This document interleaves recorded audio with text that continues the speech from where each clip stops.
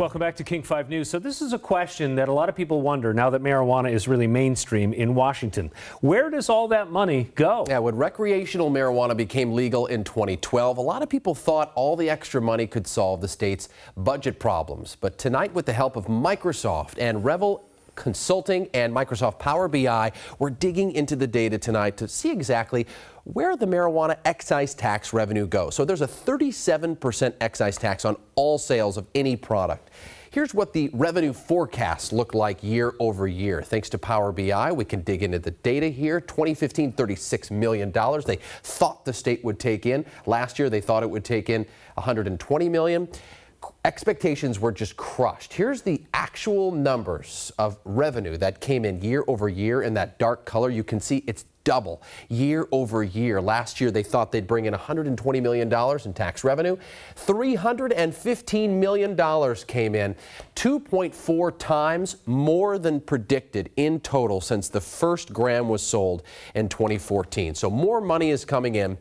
Where does it all go when you purchase cannabis in the state of Washington? Well, here is this interactive map, also on king5.com tonight. This biggest chunk here, $234 million last year. This is last year. Goes to what's called the Washington Healthcare Authority, which is basically Medicaid. It's the state's way of covering Medicaid costs for low-income families. $80 million of it, the next biggest chunk, is for the state general fund. And a lot of that goes to education, so it's kind of a myth that no marijuana money goes to education. It actually does.